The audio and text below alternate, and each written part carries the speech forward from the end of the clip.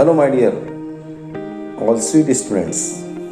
आज इस वीडियो में हम बात करेंगे सब्जेक्ट सिलेक्शन की। भाई सब्जेक्ट सिलेक्शन के पहले फर्स्ट ऑफ ऑल सर्वप्रथम आप सभी को बधाई।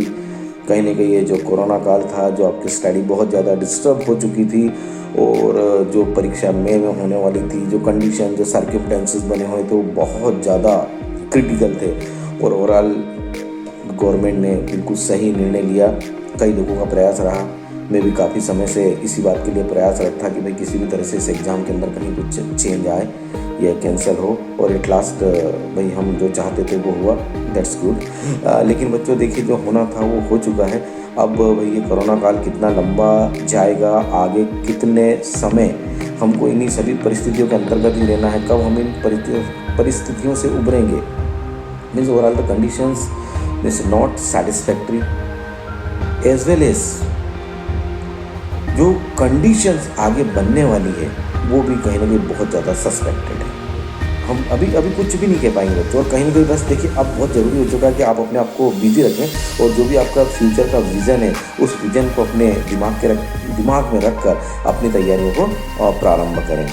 आप में से कई बच्चे शायद ड्रॉप आउट होना चाहते हैं, ड्रॉप लेंगे 11th-12th में और शायद वो IIT नीट की तैयारी करेंगे, वाट एवर भी। भाई जो भी आपके प्लान है बहुत अच्छी बात है, लेकिन बच्चों थोड़ा सा एक बात का ध्यान रखें इस बार कि भाई मैं महेश मेमल के बच्चों से बात नहीं कर रहा हूँ, सभी दूर के बच्चों से बात कर रहा हूँ कि भाई कहीं ना कहीं एक चीज़ आप बच्चों दिमाग में रख के चलें कि आगे की जो कंडीशन है ना वो कहीं ना कहीं भी आपको फेवर नहीं कर रही है। कोरोना बहुत तेज़ी के साथ बढ़ता चला जा रहा है। आप घर से बाहर जाएंगे, कैसे सर्वाइव करेंगे, क्या होगा क्या नहीं होगा, कब स्थितियाँ बिल्कुल अनुकूल होगी और कब सब कुछ रेगुलर होगा, अभी सब कुछ भविष्य के गर्भ में छिपा हुआ है। आज की तारीख में हम कहीं भी किसी भी तरह की कोई भविष्यवाणी, कोई प्रेडिक्शन नहीं कर सकते कि भाई कल सब कुछ अच्छा होने वाला है, मई में सब कुछ अच्छा होने वाला है, जुलाई से सब कुछ अच्छा होने वाला है, अगस्त से सब कुछ अच्छा होने वाला है। भाई कहीं कुछ भी नहीं मालूम है। आज जो केसेस आए ना, तो अमेरिका के बाद भारत पहला देश हो गया है जहाँ पे 2 लाख से ऊपर केस आए। तो भी आप समझ सकते हैं डेथ रेट भी बहुत बढ़ चुका है, लगभग 6 के आसपास डेथ रेट हो चुका है। केसेस 2 लाख क्रॉस कर चुके हैं। कंडीशन इज बहुत वेरी क्रिटिकल, बहुत ज़्यादा पुअर है। तो प्लीज़ आप कहाँ बाहर पढ़ने जा रहे हैं, क्यों जा रहे हैं, भाई बहुत सोच समझ के निर्णय लें प्लीज़। मेरी बात आप समझ रहे हैं ना, मैं आपसे क्या बोलना चाह रहा हूँ कि आपका निर्णय आपके भविष्य के लिए बहुत महत्वपूर्ण है।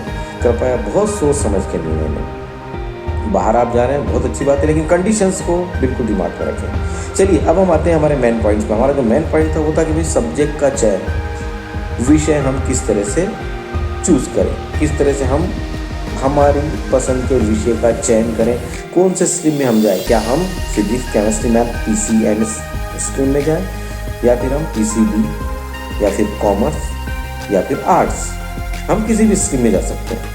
थोड़ा सा मैं आपका कॉन्सेप्ट क्लियर करूँ कि भाई कई बार ऐसा बोला जाता है कि आप साइंस लो, साइंस में स्कोप है, कॉमर्स मत लो, कॉमर्स में स्कोप नहीं है, आर्ट्स ह्यूमैनिटी ले लिया आपने, भाई क्या है ह्यूमैनिटी सब्जेक्ट में कहीं कोई स्कोप नहीं है। तो बच्चों ऐसा कुछ भी नहीं है। ह्यूमैनिटी मीन्स आर्ट्स आप ले रहे हैं या कॉमर्स ले रहे हैं, आप PCM में जा रहे हैं या PCB में जा रहे हैं, वाट एवर भी, भाई कहीं ना कहीं स्कोप तो सभी जगह है। अब देखिए हमको जो आने वाला समय है उसमें हमारा भविष्य हमको कैसे बनाना है और विषय का चयन हमें कैसे करना है। देखिए जब हम किसी भी विषय का चयन करने जाते हैं तो जनरली हमारा क्राइटेरिया क्या होता है, मेरे दोस्त ने कौन सा विषय लिया है, मेरे और दोस्त कहाँ पढ़ने जा रहे हैं, कौन सी स्ट्रीम के अंदर वो एडमिशन्स ले रहे हैं, मेरे मामा जी क्या बोल रहे हैं, मेरे अंकल मुझे क्या बता रहे हैं। समझ रहे हो ना मेरी बात को। इसी आधार पे कहीं ना कहीं हमारा जो विषय हम फाइनलाइज करते हैं ना, तो ये एक बेस बना लेते हैं। Friend circle, parents advice, as well as जो भी हमारे सक्सेसफुल रिलेटिव्स हैं उनका अचीवमेंट, ये सब चीज़ देख के हम लोग क्या करते हैं, ओवरऑल हम लोग इन सब चीज़ों को देख के और हमारे विषय का चयन करते हैं। तो बच्चों मेरी ये रिक्वेस्ट है कि भाई ये तरीका आपका बिल्कुल गलत है। इस तरह से आप कहीं कुछ भी नहीं करेंगे।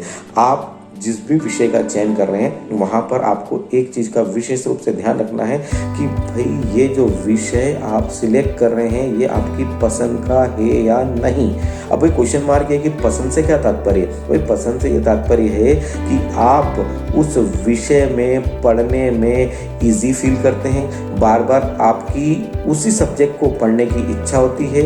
आप जब भी फ्री होते हैं उस सब्जेक्ट को आप उठा लेते हैं। टीचर्स उस सब्जेक्ट का होमवर्क नहीं देते हैं तब भी आप उस सब्जेक्ट की स्टडी करते हैं। दूसरे सब्जेक्ट की स्टडी करने में आप 1 घंटे आधा घंटे में बोर हो जाते हैं। ये पर्टिकुलर सब्जेक्ट जो आपकी पसंद का है 2-2 3-3 घंटे पे आप बोर नहीं होते। तो भाई कहीं ना कहीं ये इंडिकेट कर रहा है आपकी चॉइस के सब्जेक्ट के, मतलब वो सब्जेक्ट जिसको करने में आपको आनंद की प्राप्ति हो, जिसको करने में आपको बहुत मजा आए, भाई वही सब्जेक्ट आपको चयन करना है। ये तो होगी पहली बात। और दूसरी बात आप ये देखिए कि जो सब्जेक्ट आप चूज कर रहे हैं उस पर्टिकुलर सब्जेक्ट में आपका बैकग्राउंड कैसा रहा है। भाई आप सिंस बिगिनिंग उस सब्जेक्ट के अंदर मार्किंग कैसी लेते आए हैं। यदि आप टॉप लेवल के मार्क्स उस सब्जेक्ट में लेते आए हैं, it means you are on the right track. Okay, पर कहीं ऐसा तो नहीं है कि भाई आपने सब्जेक्ट ले लिया है और अगर हम पीछे की क्लासों में जाते हैं तो ये हो रहा है कि भाई इस क्लास में तो पिछली क्लासों में तो आप कभी भी इस विषय में सही तरीके से मार्क्स नहीं ले पाए, कभी आपको सप्लीमेंट्री भी आ गई, कभी आप केवल पासिंग मार्क्स लेके आए, कभी आप केवल सेकंड डिवीजन के मार्क्स लेके आए। तो भाई ये यहाँ पर एक चीज प्रूव हो जाएगी कि भाई बच्चों कहीं ना कहीं वो सब्जेक्ट आपकी चॉइस का तो नहीं है, आप कहीं ना कहीं गलत रास्ते पे जा रहे हो। तो भाई देखिए बच्चों, केवल 2 चीज, ज़्यादा मैं आपका समय नहीं लूँगा इस वीडियो में, केवल 2 चीज। एक तो आपकी वो विषय पसंद का होना चाहिए, पसंद क्या होती है ये मैंने आपको क्लियरिफाई कर दिया है। और सेकंड, जब आप उस सब्जेक्ट को चूज कर लो तो देखिए कि प्रीवियस क्लासेस के अंदर आपका परफॉर्मेंस उस पर्टिकुलर सब्जेक्ट में कैसा रहा है। मैं आपको सजेस्ट नहीं करूंगा कि भाई आप काउंसलिंग कराइए, आप कैरियर के बारे में बहुत महत्वपूर्ण जानकारियां अर्जित कीजिए। आप देखिए कि भाई हाँ मैथ्स में बहुत ज़्यादा स्कोप है तो आप यही ले लीजिए, बायो में बहुत स्कोप है तो ये ले लीजिए, आगे आपको सिविल सर्विसेज की तैयारी करना है तो आप ये विषय ले लीजिए। भाई देखिए कैरियर तो हर जगह है, हर विषय में है, लेकिन ये है कि हम उस पर्टिकुलर विषय में द बेस्ट कर सके दूसरों से हटके, समथिंग वेरी डिफरेंट। राइट, समझ रहे हो मेरी बात को, समथिंग वेरी डिफरेंट। यदि हमारे में ताकत है कुछ अलग कर दिखाने की उस विषय में, तभी जाके आप उस विषय का चयन करिए। और जब कुछ आप अलग करके दिखाओगे ना बच्चों, भाई तभी तो बूम करोगे ना यार, तभी तो इतने लोगों के बीच में आप सक्सेसफुल रहोगे, इतने कॉम्पिटिशन के अंदर आप अव्वल आओगे, आप आगे निकलोगे। राइट। और भाई मान लीजिए आपने सपोज करिए कि आप किसी के कहने से या एक प्रेशर में या अपने फ्रेंड सर्कल को देख के या किसी के अदर की एडवाइस से आपने एक सब्जेक्ट चूज कर लिया जो आपकी पसंद का नहीं था, तो भाई कहीं ना कहीं क्या होगा, वो सब्जेक्ट पढ़ने में आपका मन नहीं लगेगा, कहीं ना कहीं मार्किंग आपकी पुअर होती चली जाएगी, मार्किंग आपकी पुअर होती चली जाएगी तो भाई कैरियर तो आपका खत्म हो गया उस सब्जेक्ट के अंदर।